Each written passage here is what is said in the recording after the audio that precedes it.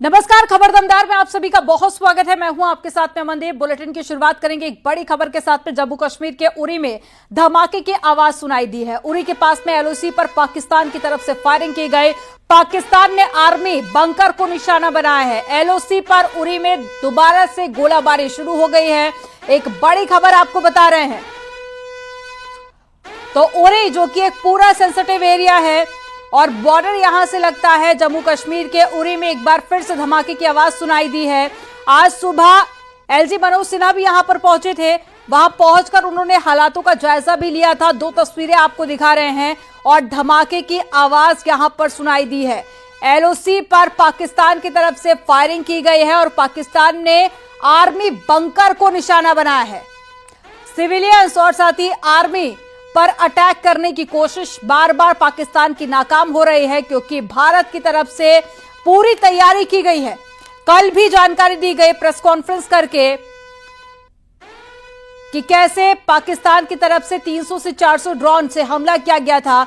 हर एक ड्रोन को भारतीय सेना ने मार गिराया और ये दो तस्वीरें आपको दिखा रहे हैं। फायरिंग के बाद में जो सायरन थे उनकी आवाज भी सुनाई दी। इससे पहले गृह मंत्री अमित शाह ने जब बैठक की थी, उन्होंने कहा था कि जो भी सेंसिटिव एरिया है, जो बॉर्डर से लगते एरिया है, उन सभी को दूसरी जगह पर शिफ्ट किया जाए, उन सभी को सुरक्षित जगह पर जाने के लिए कहा गया था, ताकि इसमें कोई भी जनहानि ना हो, क्योंकि पाकिस्तान की तरफ से सिविलियंस पर अटैक किया जा रहा है और उन बेगुनाहों को निशाना बनाया जा रहा है। ये तस्वीरें आपको दिखा रहे हैं।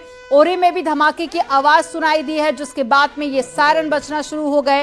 हालांकि जो बॉर्डर वाले इलाके थे उन सभी को खाली करा लिया गया है। सभी को एक सुरक्षित जगह पर शिफ्ट किया जा रहा है और ये तस्वीरें आपको जम्मू एंड कश्मीर के उरी की दिखा रहे हैं, जहां पर ये सायरन की आवाज भी आपको सुनाई देगी, जो कि फायरिंग के बाद में लगातार सायरन बजा। उसके बाद में ब्लैकआउट भी यहां पर कर दिया गया। तो एक बड़ी खबर। और ये देखिए, जो गोलीबारी वहां पर की गई है उसके सबूत भी आपको ये तस्वीरों में नजर आएंगे। देखिए, एक शख्स जो कि हाथ में गोली लिए दिखा रहा है और साथ ही ये एक्सक्लूसिव तस्वीरें आपको दिखा रहे हैं जहां पर फायरिंग की गई है। ये शाम होने से पहले की तस्वीरें हैं और अभी फिलहाल यहां पर ब्लैकआउट कर दिया गया है और साथ ही सभी लोगों को जो यहां पर रहते हैं, जिनके घर थे, उन सभी को शिफ्ट किया गया है।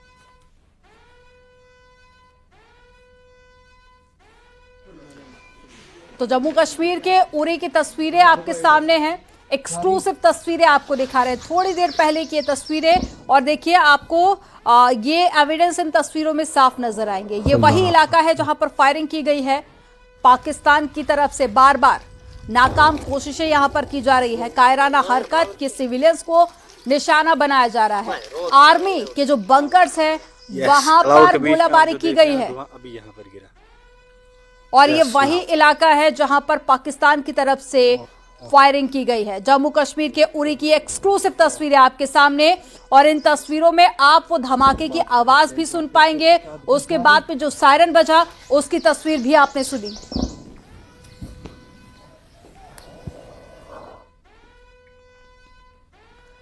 प्रधानमंत्री की तीनों सेना प्रमुखों के साथ में बैठक खत्म हो गई है। पीएम आवास पर सैन्य प्रमुखों के साथ में अहम बैठक हुई थी।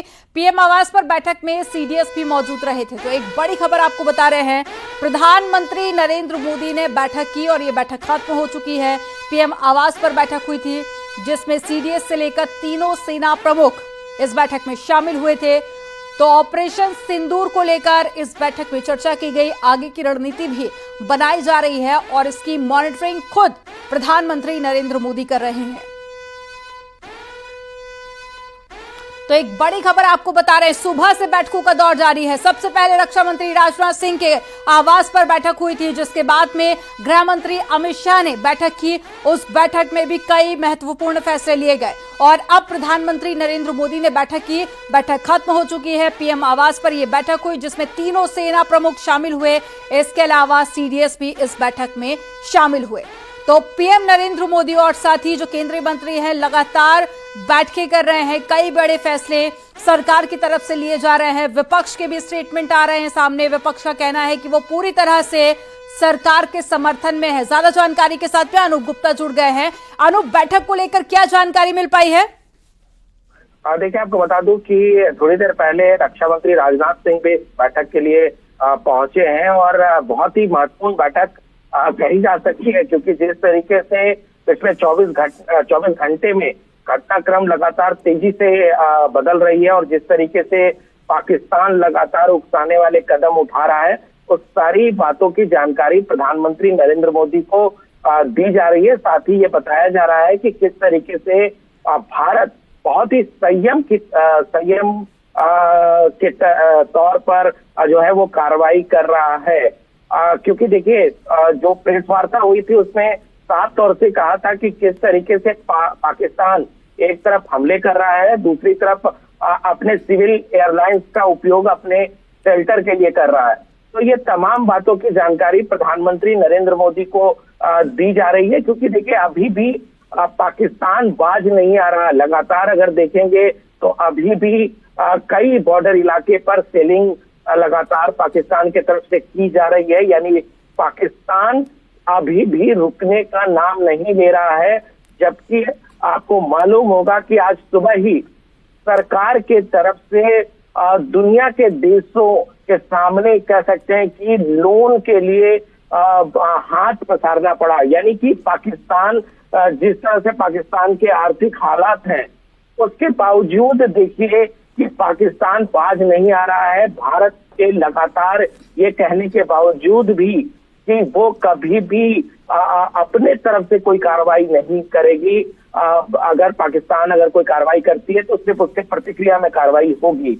भारत की लड़ाई आतंकवाद के खिलाफ है, आतंकवादी कैंपों के खिलाफ है। बिल्कुल और भारत अभी भी अपने स्टैंड पर है कि किसी भी बेगुनाह, किसी भी मासूम या फिर किसी भी सिविलियन पर हमला नहीं किया जाएगा। भारत की लड़ाई आतंकवाद के खिलाफ है। जानकारी देने के लिए बहुत शुक्रिया आपका।